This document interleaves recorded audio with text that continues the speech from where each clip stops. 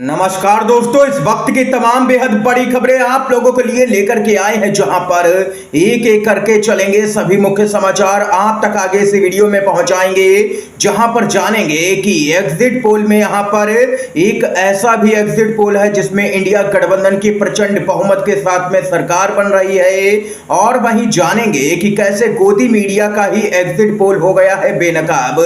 जितनी सीटों पर कांग्रेस लड़ भी नहीं रही है, उससे ज्यादा सीटें दे दी गई हैं। गोदी मीडिया का एग्जिट पोल पूरी तरह से बेनकाब कर दिया गया है, जानेंगे खबर आगे।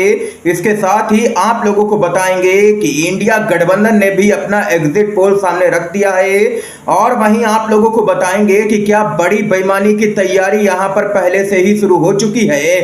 गोदी मीडिया ने बीजेपी के पक्ष में एग्जिट पोल के जरिए माहौल बनाया और यहां पर कई एग्जिट पोल्स में 400 प्लस सीटें दी गई। और वहीं अब खबर आ रही है कि अधिकारियों पर दबाव डालना शुरू कर दिया है। खुद अमित शाह ने, कांग्रेस पार्टी ने बेहद ही गंभीर आरोप लगाया।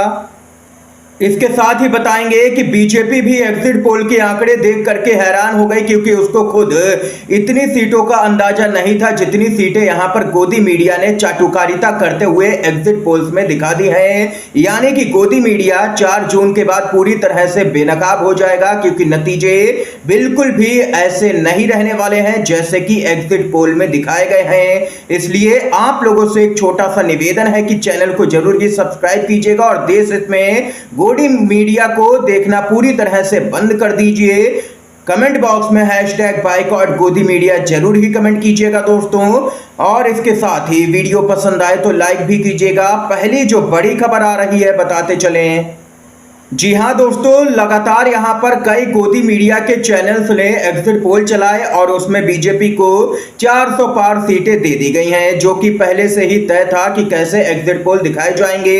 और इस बीच खबर आ रही है कि एकमात्र डीबी लाइव ऐसा एग्जिट पोल यहां पर सामने निकल के आया है जिसमें उन्होंने इंडिया गठबंधन को 255 से 290 सीटें मिलने का यहां पर अनुमान लगाया है। इस एग्जिट पोल के अनुसार एनडीए को 207 से 241 सीटों पर, तो अन्य को 29 से 51 सीटों पर जीत यहां पर मिल सकती है। ये डीबी लाइव का एग्जिट पोल सामने निकल के आया है। यानी कि दोस्तों कुल मिलाकर के ये कह सकते हैं कि गोदी मीडिया ने जो एग्जिट पोल दिखाए हैं वो यहां पर बस पूरी तरह से माहौल बनाने के लिए ही दिखाए हैं, ताकि बीजेपी के पक्ष में माहौल बने और अगर कहीं पर गड़बड़ी की भी जाती है तो बाद में कोई भी सवाल खड़े ही ना कर पाए, क्योंकि ये लोग तब कह देंगे कि एग्जिट पोल में भी तो ऐसे ही आंकड़े दिखाए गए थे। इतना ही नहीं दोस्तों, आप लोगों को यहां पर बताते चले, चुनावी नतीजों तक बहकावे में मत आए। अखिलेश यादव ने सपा के कार्यकर्ताओं को लेकर के जारी कर दिया है तत्काल प्रभाव से अलर्ट। आधी रात को ही समाजवादी पार्टी के मुखिया अखिलेश यादव ने एग्जिट पोल से भ्रम फैला करके मनोबल गिराने का प्रयास यहां पर करार दिया है गोदी मीडिया के, जिससे काउंटिंग के दौरान यहां पर धांधली हो सके, यह कहना है अखिलेश यादव का। इसलिए किसी को भी पीछे नहीं हटना है, ये सभी एग्जिट पोल फर्जी हैं। इसके साथ ही टीवी पर जो दिखाए जा रहे हैं वहां नरेंद्र मोदी के सरकारी एग्जिट पोल है। जनता के एग्जिट पोल में इंडिया को 295 सीटें मिल रही हैं। जनता का सर्वे हमारे पास है, सरकारी सर्वे उनके पास में है, कहना है मल्लिकार्जुन खड़गे का। इतना ही नहीं दोस्तों, अब हम आप लोगों के सामने देख सकते हैं कि गोदी मीडिया को बेनकाब करेंगे कि किस तरीके से गोदी मीडिया फर्जी एग्जिट पोल बनाता है। जी हां दोस्तों, तमिलनाडु में कांग्रेस पार्टी जो है वो यहां पर 9 सीटों पर ही चुनाव लड़ रही है और आज तक के एग्जिट पोल वाले 13 से 15 सीटें दे रहे हैं कांग्रेस पार्टी को। गोदी मीडिया अपनी विश्वसनीयता खो चुका है, इसलिए जनता अब इनके एग्जिट पोल पर विश्वास ही नहीं कर रही है।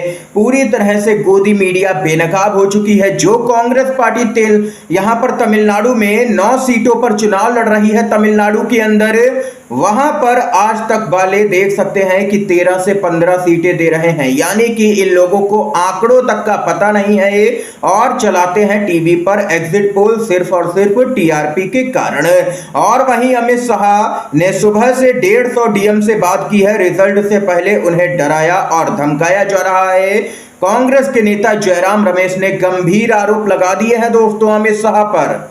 जानकारी के लिए बताते चले, डीएम की भूमिका वहां पर काफी महत्वपूर्ण हो जाती है जहां पर हार जीत का अंतर बहुत ही कम रहता है। वहां पर डीएम की यहां पर जो भूमिका होती है वो महत्वपूर्ण सामने निकल के आती है। इसीलिए अभी से ही अधिकारियों पर दबाव बनाया जा रहा है और एग्जिट पोल के जरिए माहौल बनाया गया है। यानी कि कुल मिलाकर के एक बार फिर से 2019 जैसा ही माहौल बनाने की तैयारी कर चुकी है भाजपा। ये तो यहां पर खबर है।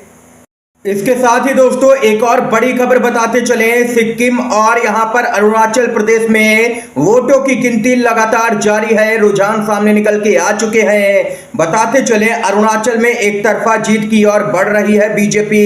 सिक्किम में सरकार बनाने की ओर एसकेएम।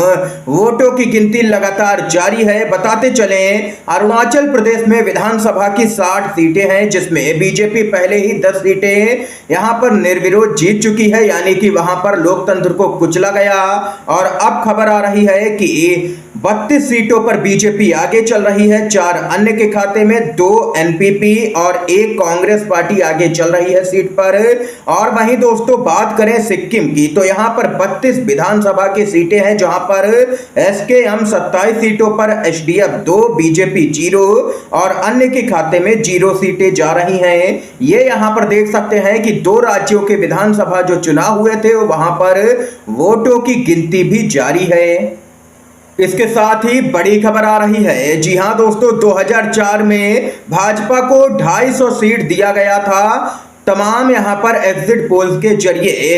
एग्जिट पोल ने 2004 में बीजेपी को औसतन 250 सीटें दिखाई थी, लेकिन हकीकत क्या थी, नतीजे क्या आए थे, वो चौंकाने वाले हैं। बीजेपी को हकीकत में मात्र 138 सीटें ही आई थी। यानी कि पूरी तरह से एग्जिट पोल गलत साबित हुए थे 2004 में।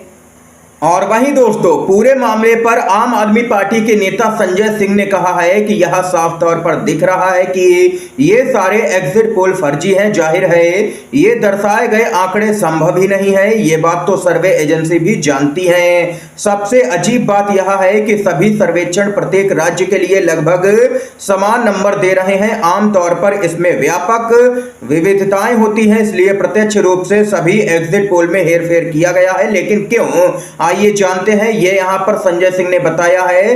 क्या उन्होंने ईवीएम या प्रक्रिया में हेरफेर किया है कि वास्तव में उन्हें ये सीटें मिलेंगी और वे आज इसे उचित ठहरा रहे हैं? क्या वे नौकरशाही पर कुछ गलत करने के लिए दबाव डालने का संदेश भेज रहे हैं? शायद गिनती आदि के दौरान क्या वे क्षेत्रीय दलों को उनकी ओर जाने के लिए दबाव बनाने वाला संदेश भेज रहे हैं? यदि वास्तविक संख्या कम है तो तुरंत भाजपा के भीतर विद्रोह हो जाएगा। क्या तत्काल विद्रोह को दबाने के लिए इन एग्जिट पोल में हेरफेर किया गया है? ये यहां पर कहना है संजय सिंह का।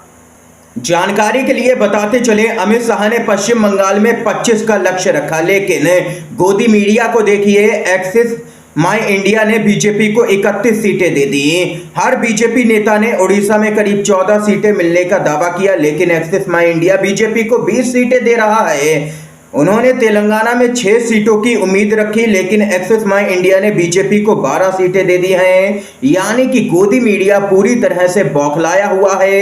लगातार गोदी मीडिया यहां पर फर्जी एग्जिट पोल चला रहा है, बिल्कुल भी विश्वसनीय है गोदी मीडिया के एग्जिट पोल है ही नहीं किसी भी कीमत पर।